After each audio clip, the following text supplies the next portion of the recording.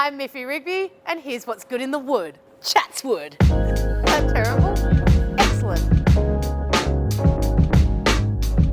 So one of the coolest things about the suburb of Chatswood is the absolute intensity of the deliciousness here. You have everything from yakiniku, amazing hot pot, rendang curries, satay, baked goods, all operates within this melting pot of one tiny suburb, which I find immensely cool.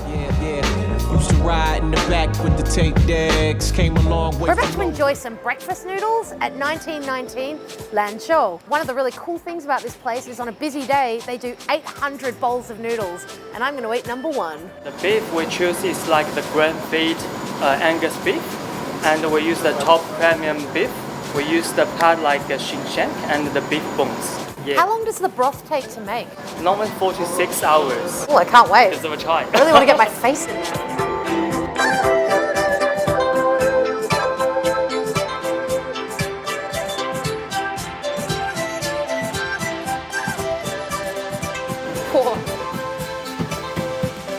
Future is spicy.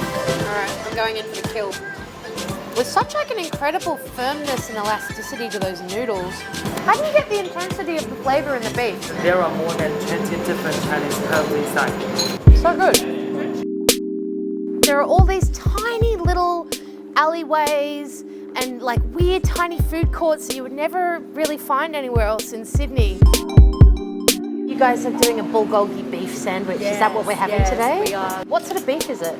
So it's a sirloin cut and we thinly slice them. Yeah, and I'll show you more at the back.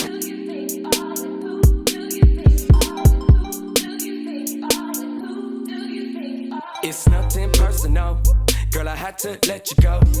You have my heart. I've got to say, the freshly baked bread really pays off. So crunchy and delicious. And you were behind the doubt. That's a good spicy sandwich. Leave, I can see what happens now. I get one text, two texts. Childhood me is loving me right now. And you're the best. How I did. You know, the really cool thing about Chatswood is that you have places like Haidilao Hot Pot hiding out in the middle of a mall. This place where you can get like beautiful wagyu and all of these wonderful spices and a talking robot all in one restaurant. To me, that is what's so cool about Sydney.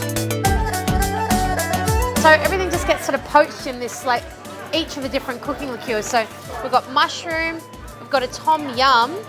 That's like a white pepper, which is really, really traditional. And then we've got a sort of a chili oil.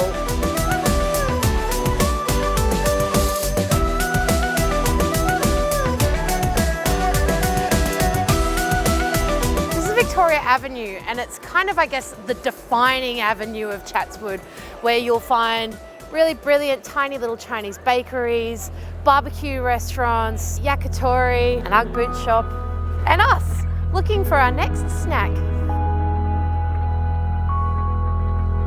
Amar has a really special story. Could you tell it to us? During the pandemic, I lost my grandmother. Unfortunately, like everyone else, you're stuck in the country. We're all stuck here right now and we can't go back, we can't see our family, we can't see our grandparents, we can't eat their cooking. Let's cook what's close to our heart, and hopefully that we can actually share that with everyone else here who's in Sydney, who's stuck here with us as well, and who misses that kind of food as well. So that's how Amar came about. And so the food is an homage to your Amar's. Amazing. And what are we going to be eating today? Satay wagyu for you, but new to Amar is actually a short rib, a slow cooked, braised, and then absorbs all the flavor. Again, something so simple, but we just wanted to bring it to a dining level.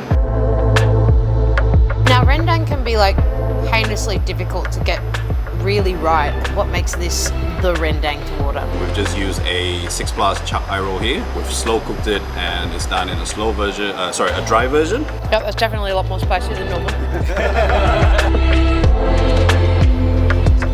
It's so sticky and unctuous. Thank you guys. Thank you so much for having us.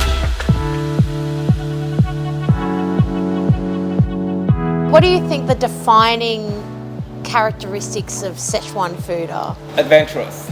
Sichuan food is well known for the spicy pot, which gets everyone excited. Something unusual about it. Today we will have 3 dishes. One of them is our signature, the lamb rib with spicy sauce. It's lovely. Another one is beef tripe. It's really traditional. Has been in Sichuan regions for over, I think, 200, 300 years. At the first bite, you wouldn't taste any spiciness in it. But once you get into more, it's mind-blowing. People love it. They eat it with sweat. That's what we find out. I love that. I love the term eating with sweat. That's genius. It's just fantastic.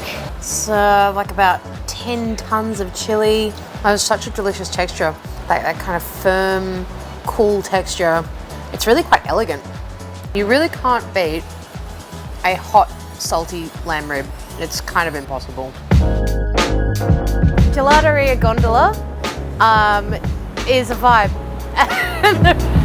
Like a lot of it is like hand churned, which is quite unusual.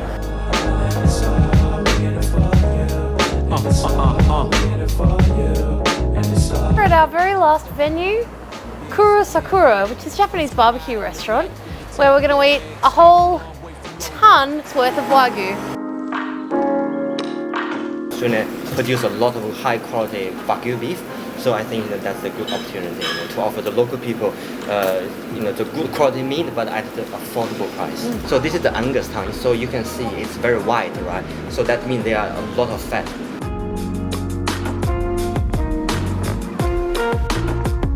This is the oyster blade.